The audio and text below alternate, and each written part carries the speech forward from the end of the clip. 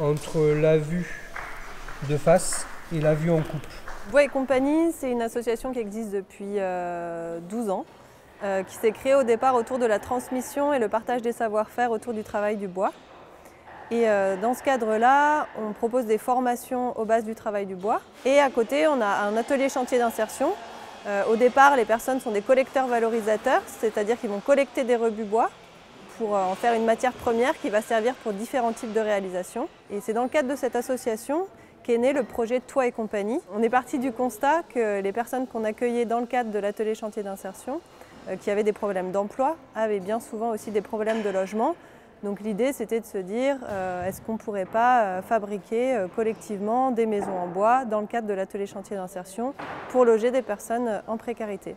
Justement, ouais, je pense que les serre-joints, on met à 5,50. J'ai travaillé dans le ménage, donc j'ai démissionné pour pouvoir chercher quelque chose qui me correspondait.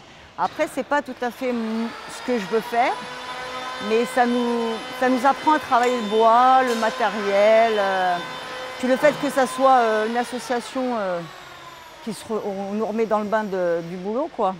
Ce que je te disais tout à l'heure. Ça fait exactement 6 mois que je suis salarié à Bois et compagnie. Après un moment de parcours chaotique, en fait, qui m'avait mis un peu en marche. Et c'est quelque chose qui me passionne profondément. Grâce à Bois et compagnie et à cette ambiance qu'on peut sentir quand on est à l'intérieur, il y a la volonté d'avoir une solidarité effectivement envers les gens qui ont morflé, et puis surtout de leur donner les moyens. Et pas uniquement c'est pas des machines, les gens ici, il y a un désir de comprendre. Moi je leur ai dit de toute façon que j'allais envoyer ma candidature spontanée. C'est pas grave, mais ils commencent à s'habituer avec moi. Les 4000 ils rentrent pile poil là-dedans. Donc vous relevez les côtes de celle-là et vous le rangez là-bas en fonction de la section et de la longueur. Moi ce qui m'intéresse là-dedans c'est que je viens du monde de l'entreprise avec des objectifs assez élevés. Je pousse clairement les gens vers le haut avec une exigence assez forte en termes de partie de rentabilité, mais une certaine rentabilité quand même. L'objectif aussi c'est qu'ils soient le plus près possible, on essaie de coller le plus près possible au monde de l'entreprise. Voilà.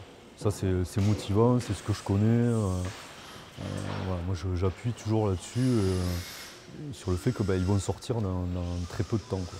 Et ça c'est motivant.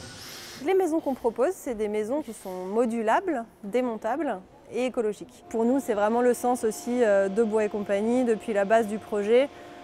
Pour nous, vraiment, il y a un vrai lien entre la dimension sociale et la dimension écologique. Les logements qu'on développe, c'est des logements qui sont écologiques et donc du coup qui sont sains. Et on les propose à la fois à des personnes qui peuvent avoir les capacités d'investir dans des petits logements, mais aussi à des personnes en précarité. Puisque pour nous, la dignité du logement, elle est pour tout le monde. Qu'on soit riche ou qu'on soit pauvre, on a le droit d'avoir un logement de qualité, beau, écologique, agréable, pour y vivre correctement. Ça a été vraiment une joie d'apprendre qu'on était lauréat du prix AG2R. Pour nous, c'est vraiment une reconnaissance aussi du travail mené et une confiance dans le projet. Voilà. Et aujourd'hui, ça nous ouvre aussi des portes pour peut-être travailler aussi à d'autres niveaux avec AG2R. Donc c'est un vrai tremplin et c'est très chouette de pouvoir faire partie des lauriers de AG2R.